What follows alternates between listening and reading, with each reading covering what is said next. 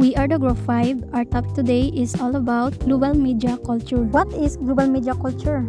Refers to the interconnectedness and influence of media across different cultures and natures, shaping how people experience and interact with information, culture, and each other.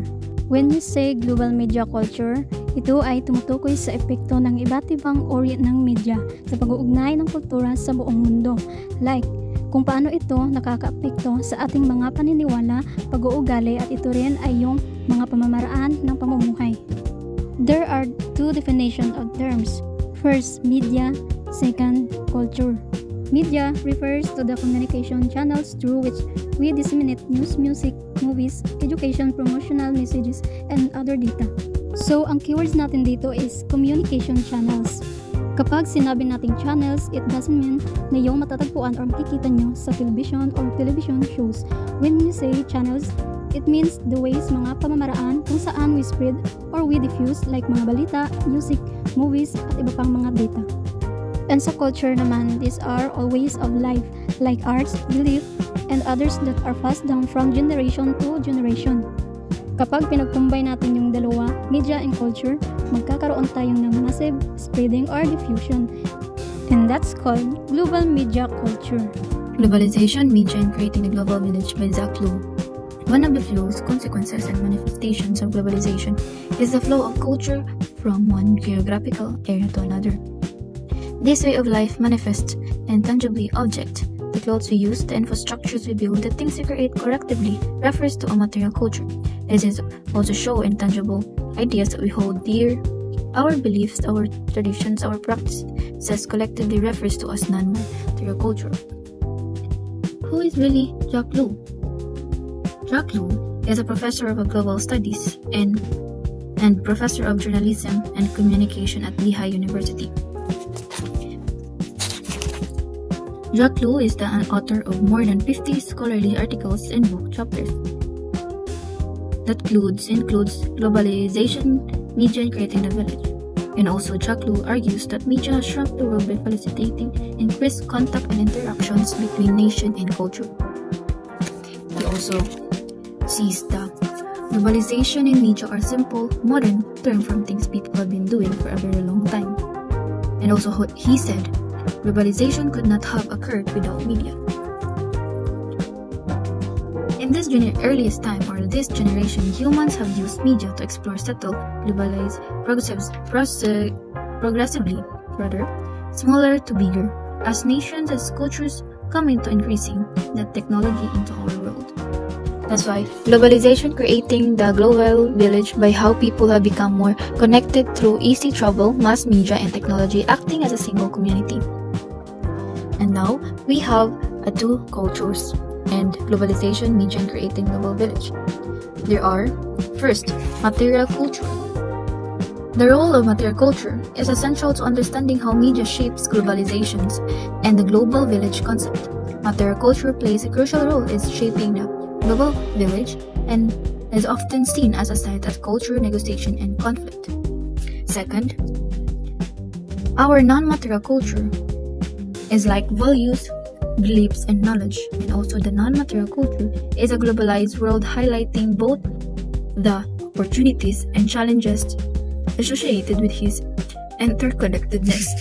And the differences of these two is material culture encompasses physical object created by a society, while the non-material culture refers to intangible aspects that beliefs, values, and ideas. 5 scapes of global cultural flows. So the first scape is ethnoscapes or movement of people. Tumutukoy ito sa paggalaw ng mga tao sa iba't ibang bansa tulad ng mga migrante, turista, refugees at manggawang overseas. Halimbawa, overseas Filipino workers or OFWs. So maraming Pilipinos ang nagtatrabaho sa iba't ibang bansa upang suportahan ang kanilang pamilya. Ang kanilang presensya ay nakaapekto sa kultura ng bansang pinagtatrabahoan at sa sariling bansa. Pangalawa is ethnoscapes or fluid and interlinked global technologies. Ito ay paggalaw ng makabagong teknolohiya at kaalaman sa buong mundo. Halimbawa, paglaganap ng smartphone. Ang mga teknolohiya gawa sa China, Korea at Amerika ay ginagamit sa iba't ibang bahagi ng mundo na bumabago sa paraan ng komunikasyon at negosyo. Ipangatlo ay ang financescape or movement of the huge amount of across nation state. So ito ang paggalaw ng salapi, investment at financial system sa pagitan ng mga bansa. Halimbawa, remittance ng mga OFW. So ang perang pinapadala ng mga OFW sa Pilipinas ay malaking bahagi ng ekonomiya na ginagamit sa edukasyon, negosyo at kabuhayan ng pamilya. Ikaapat is ang mediascape or fast production of transfer of information. So ito ang pagpalaganap ng impormasyon sa pamamagitan ng TV, pelikula, internet, social media at iba pa. So halimbawa, ang K-pop, ang musikang Koreano ay naging popular sa buong mundo dahil sa YouTube, Netflix at social media. So nagdudulot ito ng impluensyang kultura sa pananamit, sayaw at wika. So the last scape is ang eduscape or movement of political in age. So nagpapalaganap ng mga ideya, paniniwala at adhikain tulad ng karapatang pantao, demokrasya at pagkapantay-pantay. Halimbawa, the Black Lives Matter. So mula sa Amerika, kumakalat ang kilusan ito sa buong mundo, kasama ang Pilipinas upang ipaglaban ang karapatang pantao at laban sa diskriminasyon. Media culture, according to Lul 2014, contented or satisfied that unlike globalization, which is quite complex or complicated.